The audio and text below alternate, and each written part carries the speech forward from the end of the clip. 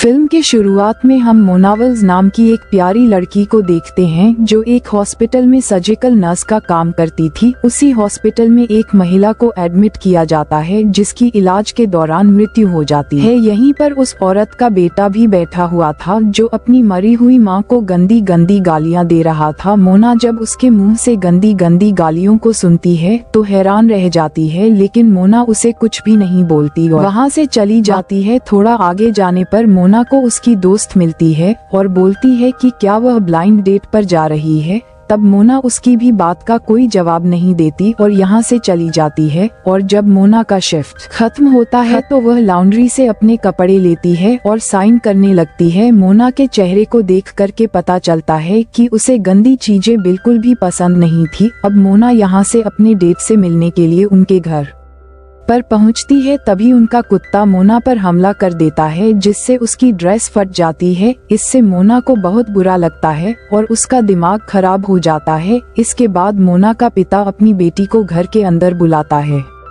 फिर थोड़ी देर बातें करने के बाद ये दोनों एक रेस्टोरेंट में डिनर करने के लिए जाते हैं। वहीं इनकी बगल वाली सीट पर एक आदमी बैठा हुआ था जिसके गले में अचानक से खाना अटक जाता है, जिसकी वजह से वह सांस नहीं ले पा रहा था। मोना जब इस चीज को देखती है तो फौरन उस आदमी की मदद करती है और उसकी जान बचा लेती है। तभी हम एक आदमी को देखते हैं जो मोना के फटे हुए कपड़ों को बड़े ही गौर से देख रहा था। दरअसल मोना की खूबसूरती और उसके बदन को देख करके इस आदमी की नीयत खराब हो चुकी थी। फिर अगले दिन मोना अपने लिए एक नया घर देखने के लिए जाती है जो बहुत खूबसूरत था और उसे बहुत ज्यादा पसंद आ जाता है। फिर रात को वह अपनी दोस्त नैन्सी से मिलती है और उसे बताती है कि कल वो ब्लाइंड डेट पर जाने वाली है। वहाँ पर वह जिस इंसान से मिलने वाली है पता नहीं वह दिखने में कैसा होगा। फिर वह उसे केविन नाम के एक आदमी के बारे में बताती है और कहती है कि मैंने ब्लाइंड डेट के लिए उसे इनवाइट किया है और यह ब्लाइंड डेट मैंने अपने घर में ही रखी है। फिर अगले दिन मोना जब अपने घर में ब्लाइंड डेट के लिए तैयार होने लगती है तभी केविन दरवाजे पर आ जाता है, जबकि मोना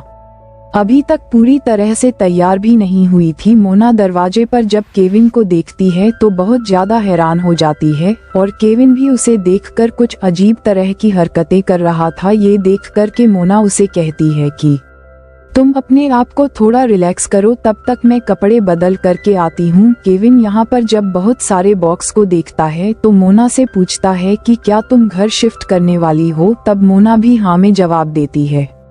फिर मोना केविन से कहती है कि तुम ऐसा करो, वापस घर चले जाओ और दिए गए समय पर ही आना, तब तक मैं भी अच्छी तरह से रेडी हो जाती हूँ। लेकिन केविन यहाँ से जाने की बजाय दरवाजे को अंदर से बंद कर देता है और मोना को पकड़ करके उसके साथ जबरदस्ती करने लगता है। तब मोना भी अपने आप को बचाते हुए उससे लड़ना शुरू कर देती है, लेकिन केविन नाम का यह वहशी दरिंदा पहले तो मोना को बुरी तरह से पीटता है। अब मिरांडा भी काफी मार खाने की वजह से बदहवास हो जाती है। फिर यह वहशी दरिंदा उसके साथ बड़ी बेहरमी से बलात्कार कर देता है। जब केविन नाम का ये दरिंदा उसके साथ जबरदस्ती कर रहा था तब मिरांडा इतनी सदमे में चली जाती है कि उसे पता ही नहीं चलता कि उसके साथ क्या हो रहा है। बड़ी बेरहमी से मोना का बलात्कार करने के बाद केविन नाम का ये दरिंदा वहां से भाग जाता है। फिर थोड़ी देर बाद हम असली केविन को देखते हैं जो मोना के लिए फूलों का गुलदस्ता लेकर के आया था। यहाँ पर हमें पता चलता है कि उस आदमी को मोना की ब्लाइंड डेट के बारे में पता चल चुका था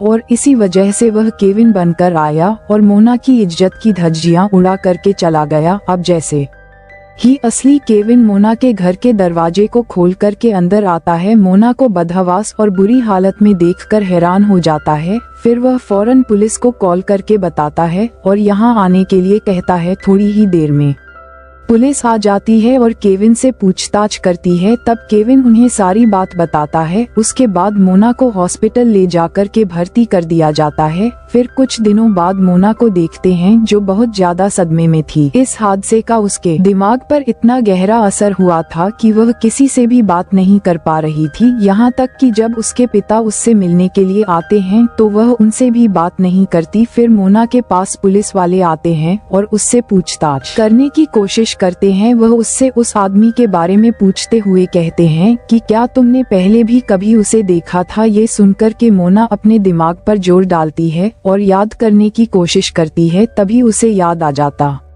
है कि यह इंसान तो उस रेस्टोरेंट में काम करता है जहां पर वह अपने डेट के साथ डिनर करने के लिए गई थी, और वहीं पर वह मोना के फटे हुए कपड़ों को देख करके उसे हवस भरी नजरों से देख रहा था। अब मिरांडा पुलिस वालों को ये सारी बात बता देती है। तब पुलिस वाले जल्दी ही उस लड़के को अरेस्ट कर लेते हैं। फिर कुछ दिनों बाद मिरांडा को हॉस्पिटल से डिस्चार्ज कर दिया जाता है, लेकिन अभी भी वह अपने साथ हुए इस जबरदस्ती के सदमे से उभर नहीं पाई थी। अपनी बेटी की ऐसी हालत देख कर के उसका बाप भी बहुत ज्यादा टेंशन में रहने लगा था। उससे मोना की ऐसी हालत देखी नहीं जा रही थी। मोना भी अपने जिस पुराने घर को बेचना चाहती थी, इस भयानक हादसे की वजह से उसे भी कोई लेने के लिए तैयार नहीं था। अब मोना जिससे भी मिलती और बात करने की कोशिश करती थी, लेकिन कोई भी इंसान उसके साथ अच्छा बर्ताव नहीं कर रहा था। लोगों को देख करके ऐसा लग रहा था कि जैसे उनकी नजरों में मोना ने बहुत बड़ा गुनाह कर दिया हो। वह इतनी ज्यादा सदमे में थी कि हॉस्पिटल में भी सही तरीके से काम नहीं कर पा रही थी। जब वह पेशेंट को इंजेक्शन लगाती थी तो उसके हाथ कांपने लगते थे। वह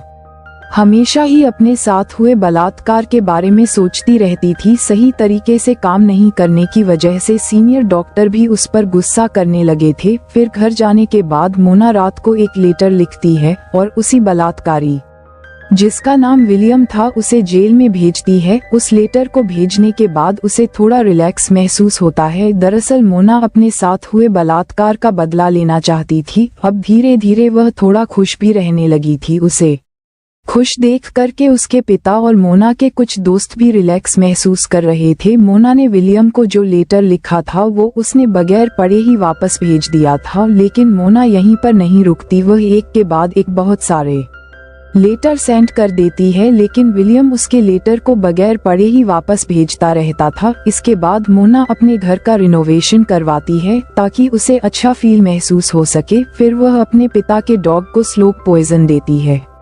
दरअसल इसी जहर के जरिए से उस दरिंदे को तड़पा तड़पा करके मारना चाहती थी। तभी एक दिन उसके पास विलियम का रिप्लाई आता है, जिसमें उसने लिखा था कि अगर वह उससे मिलना चाहती है तो मिल सकती है। विलियम के रिप्लाई को देख करके मोना बहुत ज्यादा खुश हो जाती है और फौरन उससे मिलने के लिए जेल में पहुंच जाती है। मोना जेल में जाकर के उससे बड़े ही प्यार से बात करती है, जिससे विलियम को लगने लगता है कि शायद उसने उसे माफ किया होगा। इसके बाद मोना वापस अपने घर जाती है और अपने पिता के डॉग को फिर से श्लोक पॉइजन देती है। दरअसल वह देखना चाहती थी कि इस पॉइजन से इंसान की मौत कितने दिनों में होती है। अब उसने विलियम से मिलना अपना डेली का रूटीन बना लिया था। वह रोजाना नई नई ड्रेस पहन करके और तैयार होकर के उससे मिलने जाने लगी थी। दरअसल वह विलियम को यकीन दिलाना चाहती थी कि वह उससे प्यार करने लगी है। विलियम को भी उसकी प्यार भरी और मीठी मीठी बातों को सुनकर के यकीन हो जाता है कि मोना उससे प्यार करने लगी है। फिर कुछ दिनों बाद मोना अपनी एफआईआर को वापस ले लेती है, जिसकी वजह से विलियम को रिहा कर दिया जाता है। फिर जब वह घर जाती आती है तो देखती है कि उसके पिता का डॉग मर चुका था। इससे मिरांडा को पता चल जाता है कि इस जहर से इंसान दूसरी दुनिया में इतने दिन में पहुंचेगा। मोना का प्लान था कि वह इसी तरीके से विलियम को भी दूसरी दुनिया में पहुंचा देगी। विलियम जेल से बाहर आने के बाद मिरांडा को फूलों का एक गुलदस्ता भेजता है और जेल से छुड़ाने के लिए उसे कॉल करके थैंक्स भी कहता है। फिर अगले दिन वह मिरांडा के घर पर आता है। तब मिरांडा उसे देखकर के बहुत ज्यादा खुश होती है और फिर उसे अपने पूरे घर को रिनोवेट करवाने लगती है।